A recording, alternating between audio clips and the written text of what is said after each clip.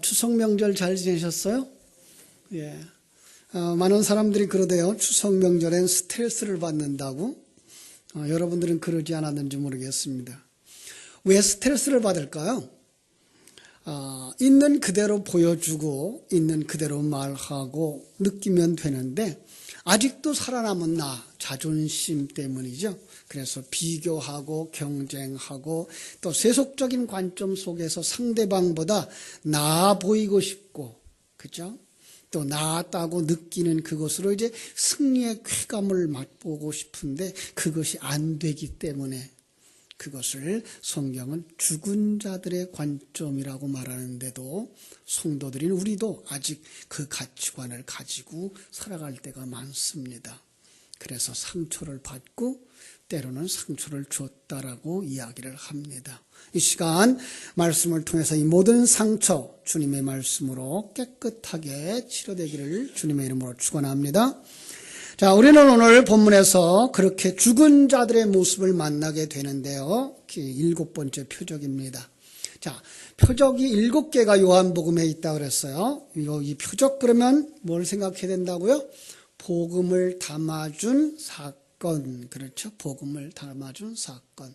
그러니까 오늘 이 부분도 복음을 담아준 사건이라고 하는 것 잊지 마시고요.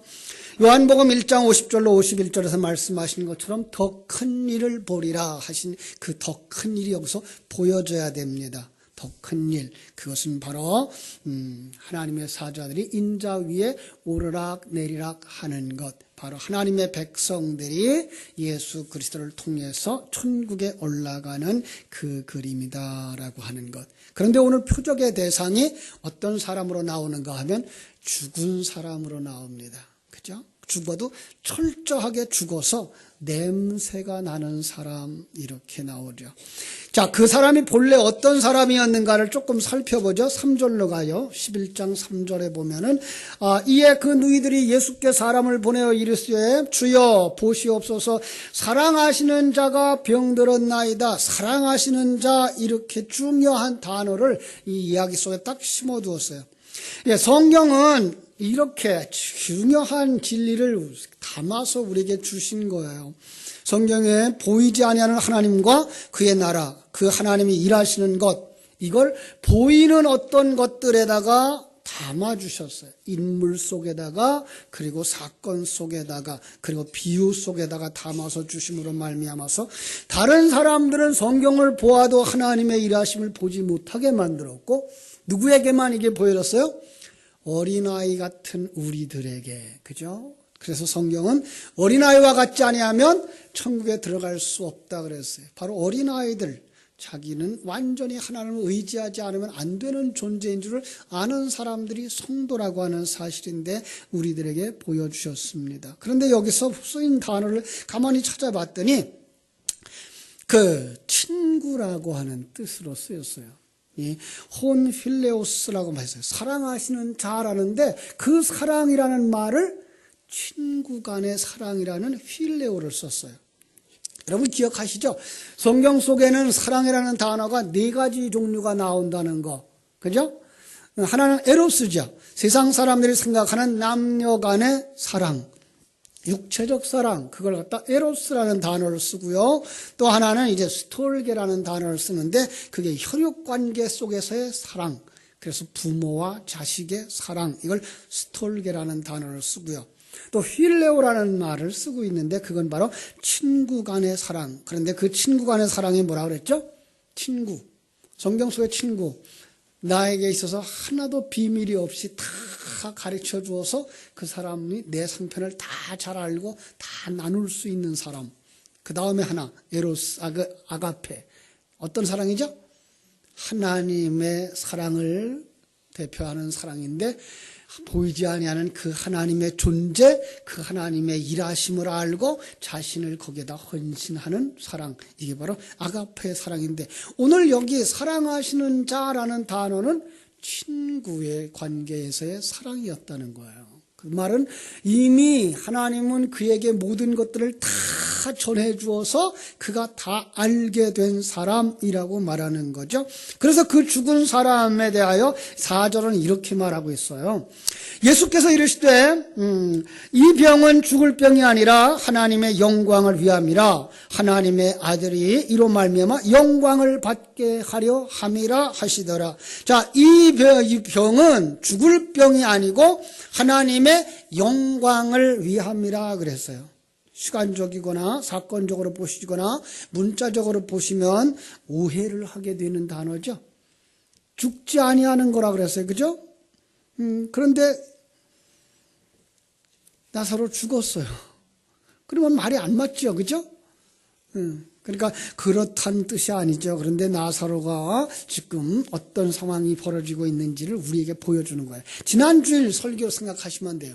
나면서 소경된 자를 보면서 예수님이 뭐라 그랬죠?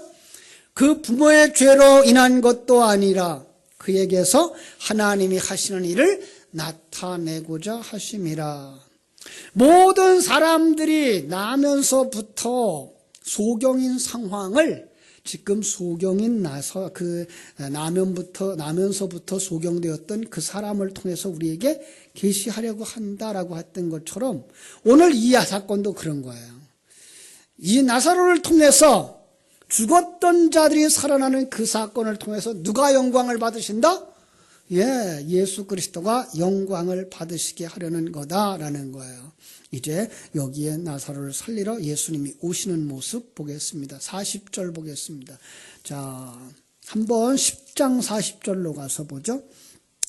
어디로 가셨나요? 다시 요단강 건너 요한이 처음으로 세례를 베풀던 곳에 가사 거기 거하시니. 요단강 저편 어느 쪽일까요? 동쪽이에요. 지금 예수님과 12제자는 어디로 가 있는 거예요? 요단강 건너쪽. 그러니까 가나안 쪽 반대 그런 광야에 들어가 있는 거예요. 가만히 그림을 그려보세요. 거기에 메시아가 계시고, 그죠? 그리고 거기에 12지파를 상징하는 12제자들이 있어요. 지금 그리고 약속의 땅으로 지금 그를 고치러 들어가고 있는 그 그림인 거예요. 뭐가 생각나죠? 이스라엘 백성들이 가나안 땅으로 들어가기 위해서 요단강 건너는 사건이 생각나죠. 더 재미있는 것은 그 속에다가 어떤 말을 하나 써놨는데 그게 뭔가 하면 셋째 날이에요. 셋째 날. 여호수아 3장 1절로 2절에 보면 이런 말씀이 있어요. 여호수아가 아침에 일찍이 일어나서 이스라엘 사람들로 더불어 시딤에서 떠나 요단에 이르러서는 건너지 아니하고 거스기서 유숙하시니라. 3일째 되는 날에, 이렇게 해서 3일 후에라고 번역되어 있는데 그걸 3일째 되는 날이라는 말로 해석해도 될 수 있는 단어예요. 제사장들이 언약궤를 메고 백성 앞서 건너라 하심에 메고 나아가니라. 셋째 날. 자, 그러니까 성경은 이 셋째 날이라는 단어를 공통으로 해서 이스라엘 백성들이 홍해를 건너는 사건, 그죠? 요단강을 건너는 사건, 약속에 들어가는 그 땅에 들어가는 그 사건과 또 지금 이 예수님이 제자들을 데리고 나사로를 살리러 가는 사건을 하나로 엮고 있는 거예요. 이 셋째 날이라는 단어 하나 속에다가 사망에 사로잡혀 죽을 수밖에 없는 이들, 더 정확히 말하면 타락하여 죄에 빠져 있는 그들을 위해 주님께서 요단강을 건너는 사건이신 거예요. 그래서 오늘 본문에 보면은요, 11장 앞이죠. 7절, 11장 7절 거기 이렇게 말하고 있어요. 그 후에 제자들에게 이르시되 유대로 다시 가자 하시니 제자들이 말하되 랍비여, 방금도 유대인들이 돌로 치려 하였는데 또 그리로 가시려 하시나이까? 무슨 뜻이죠? 예수님이 이 땅에 오시는 걸 환영하지 않는다는 거예요. 이 세상은. 그죠? 자, 주님이 우리를 살리러 오시는데 환영하지 않아요. 그리고 그들을 돌로 쳐서 죽이려고 하는 거예요. 그런데 왜 오신다고요? 11절 말씀하신 후에 또 이르시되 우리 친구 나사로가 잠들었도다. 깨우러 가자. 자, 성경 속에 잠들었다는 말은 무슨 얘기를 하는 거죠? 죽었다는 말이에요. 그리고 성경 속에서 죽었다는 말은 무슨 뜻이죠? 영적인 감각이 하나도 없는 사람들, 하나님의 존재를 느끼지 못하는 사람들, 말로는 하나님 해요. 그런데 지금 하나님이 그들과 함께하고 있는 걸 전혀 느끼지 못하는 사람들, 그들이 죽은 자고 성경 속에 잠든 자라고 말하는 거예요. 그게 누구였어요? 세상 사람들이고 또 우리가 예수 생명 가지기 전에 우리들의 모습이었다는 거죠. 그렇습니다. 거기에 요단강 건너서 들어오시는 거예요. 그런데 요단강 건너 들어올 때 이스라엘 백성들이 요단강 건너 들어오면서 첫 번째로 맞이한 게 뭐였는지 아시죠? 여리고성이었어요. 그죠? 그런데 그 여리고성은 무너지지 아니하는 초롱성벽이었다라는 얘기를 하는 거죠. 아무도 해결할 수 없는 것 같은 성, 죽음의 성이에요. 그걸 지금 나사로의 죽음이라는 그림 앞에다가 딱 놓고서 그리고 있는 거예요. 그래서 우리가 구원받았을 때 에베소 2장 1절은 이렇게 말하고 있어요. 너희의 허물과 죄로 죽었던 너희를 살리셨도다. 지금까지의 우리 표적에 있는 이야기도 말하면은 예수님이 우리 안에 오셔서 잔치가 잔치되게 했고, 두 번째로 신하가 아들이 되었고, 세 번째 38년 된 병자가 일어나서 걷는 것이 되었고, 네 번째는요, 오병이어로 배부르게 먹여주시고 남은 것이 12바구니나 되었고, 작은 배에 오르시자 목적지에 도달하는 그 그림이 다 무엇을 얘기하고 있는 거예요? 우리가 죽었던 자가 살아나서 하나님의 나라에 이르는 것을 그려주고 있는 거예요. 오늘 이야기도 거기에 결론적인 부분이에요. 그래서 7가지 표적을 쭉 설명하고 마지막 7번째 표적을 말씀하고 있는 거예요. 자, 그들의 죽은 상태를 한번 보도록 하죠. 21절입니다. 마르다가 예수께 여짜오되 주께서 여기 계셨다면 내 오라버지가 죽지 아니하였겠나이다. 자, 마리아는 또 뭐라 그래요? 32절. 마리아가 예수 계신 곳에 가서 배웠고 그 앞에 엎드려 그 발 앞에 엎드려 이르되 주께서 여기 계셨더라면 내 오라버니가 죽지 아니하였겠나이다 하더라. 자, 지금 그들은 뭐라 그래요? 여기 계셨더라면. 여러분, 우리는 성자 하나님의 사역을 이미 보셨죠. 그죠? 성자 하나님의 사역은 두 번째 표적 때에 뭐라 그랬어요? 내 아들이 살았다. 그러니까 어떻게 됐어요? 살아났어요. 세 번째 표적, 38년 된 병자를 향해서 일어나라. 내 자리를 들고 걸어가라. 말씀만 해도 그게가 이루어졌어요. 자, 그런데 이 사람들은 그걸 모르는 거예요. 그래서 예수님이 여기 계셨더라면 이라고 말하는 거예요. 여러분, 우리는 지금 그렇게 생각하지 않나요? 예수님이 여기 계셨더라면 내 인생의 문제가 해결되어졌을 텐데, 예수님이 같이 계시던 그 2000년 전에 제자들은 얼마나 좋았을까? 여러분, 그렇게 생각하시나요? 그렇다면 아직도 영적인 눈을 못 뜬 사람이에요. 성경은 우리에게 뭐라고 말씀하십니까? 내가 너와 함께 함이니라. 임마누엘 하심. 믿습니까? 여러분과 함께하고 계신 것이에요. 이게 보여지고 느껴지고 누려지는 사람, 그가 하나님의 생명을 가진 자예요. 그래서 25절, 26절 이렇게 말씀하시는 거예요. 25절, 26절. 예수께서 이르시되 나는 부활이요 생명이니 나를 믿는 자는 죽어도 살겠고 무릇 살아서 나를 믿는 자는 영원히 죽지 아니하리니 이것을 네가 믿느냐? 라고 말씀하시는 거예요. 조금 더 정확하게 표현을 한다면 이런 얘기예요. 내가 부활이요 생명이니 나를 믿는 자는 죽었다 해도 산 것이다. 그러니 나를 믿는 자는 영원히 죽지 않는 것이다. 믿습니까? 그러니까 죽음이라고 하는 것과 삶이라고 하는 것이 이 세상의 육체적인 것에 관여하여지지 아니하고 하나님의 생명을 가진 자의 영원한 생명을 가지고 사는 자의 삶이 보여지는 것, 그게 뭐예요? 예수를 믿는 자들이라는 거예요. 예수 믿는 사람들에게 있어서는 삶과 죽음의 경계가 그렇게 중요하지를 않다는 거예요. 예, 그렇습니다. 여러분, 이 세상에서 오래 사는 게 더 좋아요? 천국에 가서 더 오래 사는 게 좋아요? 그러죠. 천국에 가서 오래 사시는 게 좋아야 돼요. 그죠? 그러면 이 세상에서 오래 살 이유가 없어요. 빨리빨리 졸업하시고 천국에 가시기를 바랍니다. 그거 가는 거 맘대로 가져요? 안 가져요. 그러니까 맘대로 가지 못해요. 하나님이 정한 시간 되셔야 가는 거예요. 예, 하나님이 우리가 정말로 믿음의 사람으로 완성되어져서 우리 옛사람을 완전히 내려놓아도 하늘나라에 가서 전혀 손색이 없는 자 되었을 때만 졸업을 시키고 데려가시는 거예요. 그죠?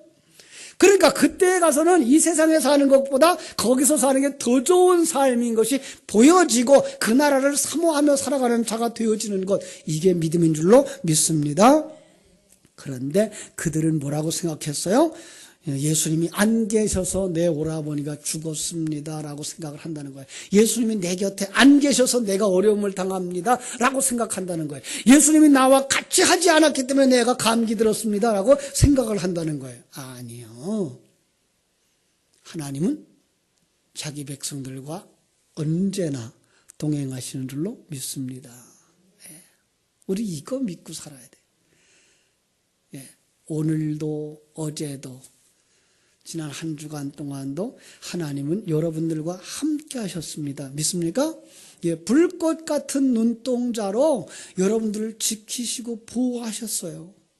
이걸 아는 사람이 산 자요. 이걸 모르고 살았으면 죽은 삶을 살아온 거예요. 그렇습니다. 나사로의 죽음 하나를 통해서 이 땅에 살고 있는 모든 사람들, 하나님의 생명을 가지지 못한 자들이 영적인 무감각, 영적 무지를 지적하고 있는 것입니다. 자, 하나님은 임마누엘이라는 사실을 깨달아 알고 하나님이 전능하신 하나님이라는 사실을 알고 우리를 사랑하시되 독생자를 십자가에 내어주어 못 박게 하기까지 우리를 살리시려고 우리를 사랑하시는 그 하나님인 줄 알고 그 하나님이 지금 나와 함께 하셔서 내 길을 인도하시며 나를 지키시고 보호하시며 나를 완성시켜가고 있다는 사실을 깨달아 아는 사람들, 그들이 나를 믿는 자들인 줄로 믿습니다. 그렇죠? 그런데 그걸 알지 못하는 자들, 죽은 자들입니다. 그들이 어디에 있습니까? 돌무덤 속에 꽁꽁 묶여 있는 것입니다. 그렇습니다. 이 사실을 모르는 사람들은 세상의 일을 가지고 눈물 흘리며 아파하는 것입니다. 나사로의 죽음, 육체적인 죽음 앞에서 슬피 우는 것입니다. 그런데 거기에 예수님이 오십니다. 자, 어떻게 살아나는가 우리 같이 한번 보겠습니다. 41절 뭐라고 그랬어요? 41절 예수님께서 돌을 옮겨 놓으라 하셔요. 그래서 돌을 옮겨 놓으니 예수께서 눈을 들어 우러러 보시고 이르시되 아버지여 내 말을 들으신 것을 감사하나이다.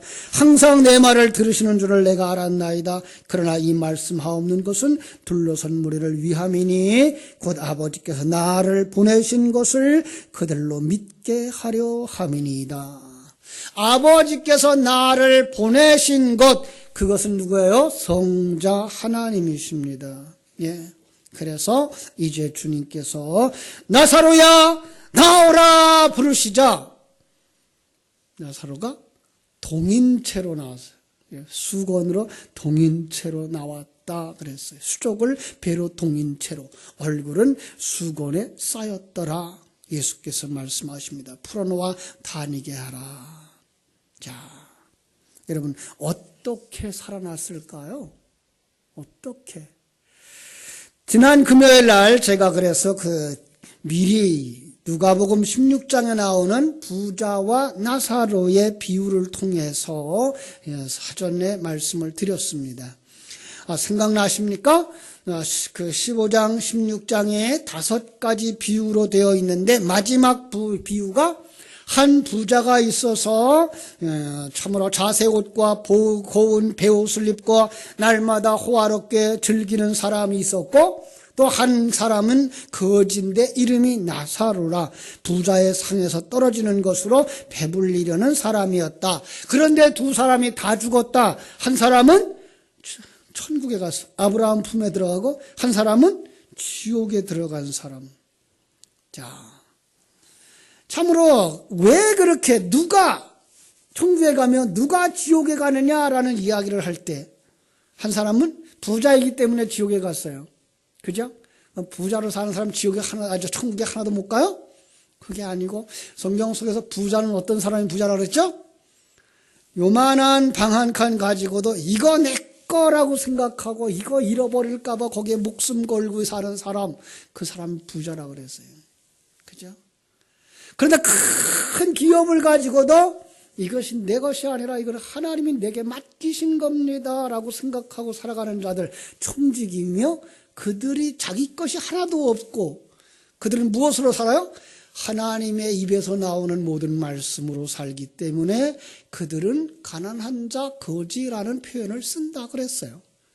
그래서 여기 부자가 잘못한 것 하나도 없어요. 그 비유 속에 나오면 그는 참 그 부정한 거지가 자기 상아래 와서 주워 먹는 것까지 허용할 만큼 관용 있는 사람으로 살았어요. 그런데 지옥 갔어요. 거지는 한 거 아무것도 없어요. 그런데 뭐만 얻어먹었어요? 부자의 상에서 떨어지는 부스러기. 자, 이 부자를요, 그냥 그 부잣집에 앉아서 먹는 그 그림만 보지 마시고, 진정한 부자가 누구예요? 우리 하나님이에요. 하나님이 떨어뜨려 주시는 부스러기, 이게 성찬을 상징하고 있는 거예요. 그는 성찬에 참여하는 삶, 예수님의 살과 피를 먹는 삶을 살았기 때문에 천국 간 거예요. 그렇습니다. 자, 오늘은 이 놀라운 사실을 발견하게 되는 거죠. 그래서 이제 나사로의 죽음 앞에 서 있는 예수님의 모습을 가만히 보세요. 33절. 11장 33절이에요. 예수께서 그가 우는 것과 또 함께 온 유다인들이 우는 것을 보시고 심령이 비통히 여기시고 불쌍히 여기시사 이르시되 그를 어디 두었느냐 이르시되 주여 와서 보옵소서 하니 예수께서 눈물을 흘리시더라 그랬습니다. 예수께서 눈물을 흘려요. 여기에 통분이 여기다라는 말과 민망이 여기다라는 말은 굉장히 강한 표현인데요. 아주 강한 분노와 불쾌감을 표현하는 것이고요. 분에 못 이겨서 치를 떠는 그런 모습이에요. 누구에게? 하나님의 백성들을 붙잡고 있는 악의 세력, 죽음의 세력, 사단의 사상 속에다가 분노하시는 거예요. 그러는 순간 그 속에 있는 하나님의 백성들과 하나 되셔요. 그래서 그 죽은 자의 눈물을 주님이 가져가셔서 흘리셔요. 거기서 이미 하나 되신 거예요. 그 죽음 앞에서. 여러분, 예수 그리스도의 죽음이라고 하는 것, 그것은 우리를 품에 안고 죽으시는 것인 줄 믿죠. 그래서 우리가 예수 그리스도의 부활과 함께 우리가 부활하는 거잖아요. 바로 예수 그리스도의 그 눈물은 우리가 흘려야 되는 그 눈물인 거예요. 여러분, 그래서 요한계시록 21장 4절에 보면 자기 백성의 모든 눈물을 그 눈에서 씻기심에 다시 사망이 없고 고통하게 통하는 것이나 곡하는 것이나 아픈 것이 다시 있지 아니하리니 이렇게 말씀하고 있는 거예요. 천국에 가면 우리가 눈물 흘릴 일이 없어요. 눈물 흘려야 되는 모든 사건들과 일들이 이미 예수님께로 전가되어진 거예요. 왜 눈물 흘릴 사건들이 생겨났다고요? 우리가 타락하고 범죄하였기 때문에. 그런데 그 죄를 누가 가져가신 거예요? 예수님이 가져가신 거예요. 죽음의 고통을 다 가져가신 거예요. 죽음의 슬픔을 다 가져가신 거예요. 그래서 그분이 눈물을 흘리는 장면이고 우리는 더 이상 눈물 흘릴 일이 없는 사람들인 거예요. 실제로는. 아직도 우리가 눈물 흘리는 일들이 있다는 건 우리 속에 옛사람이 남아있다는 것이고요. 그것까지도 주님은 마지막에 우리에게서 가져가실 것이에요. 이 세상 떠나고 나면 여러분은 다시는 눈물 흘릴 일이 없으며 다시는 사망이 없고요, 다시는 애통하는 것이 없고요, 곡할 일이 없고요, 아플 일이 없는 줄로 믿습니다. 이게 천국이에요. 그렇죠? 주님이 죽은 자들과 하나 되어져서 죽은 자들의 결과인 지옥의 처참함까지 다 자기의 몸으로 옮겨가신 거예요. 그래서 재미난 표현이 나와요. 44절 다시 볼게요. 44절. 죽은 자가 수족을 배로 동인 채로 나오는데 그 얼굴은 수건에 쌓였더라. 예수께서 이르시되 풀어놓아 다니게 하라 하시니라. 뭐가 생각나죠? 예수님이 마지막 잡히시는 순간에 예수님을 잡으러 온 그들에게 예수님이 자기를 묶어서 가라 그러고 제자들은 풀어놓아 다니게 하라 그러죠. 그게 자유를 주는 거예요.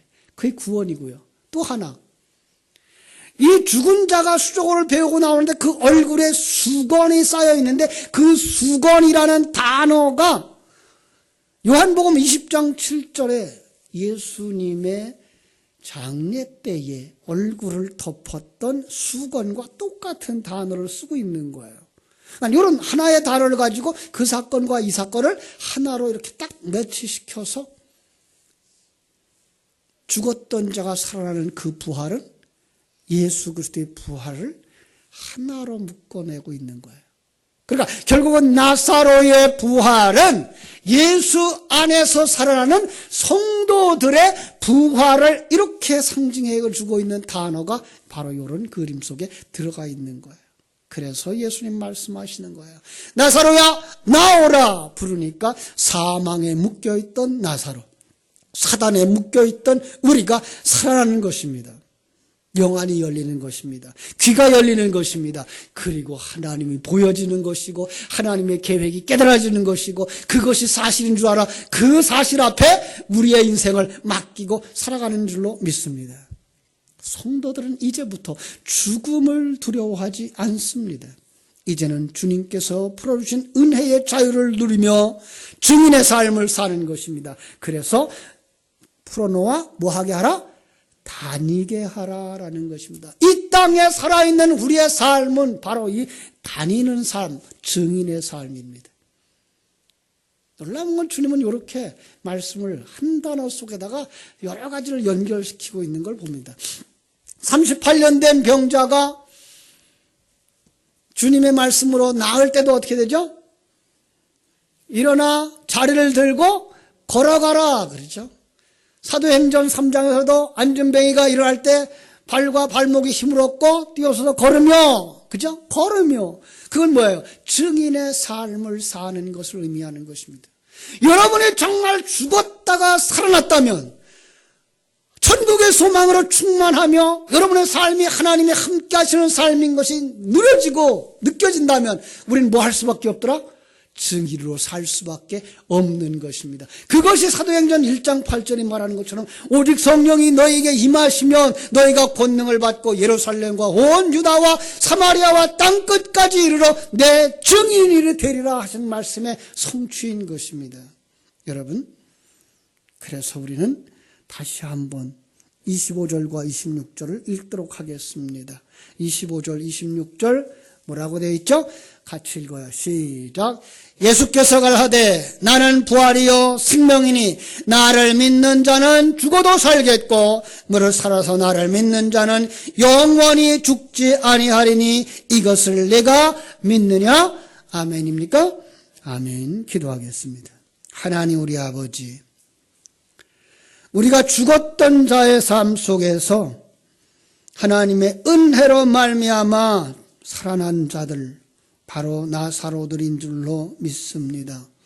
이제는 우리가 이 땅에 남은 동안 주님이 허락하신 은혜의 삶, 증인의 삶을 살아갈 수 있는 자들 되게 하여 주시옵소서. 이를 위하여 하나님 성령의 충만함을 허락하여 주시옵소서.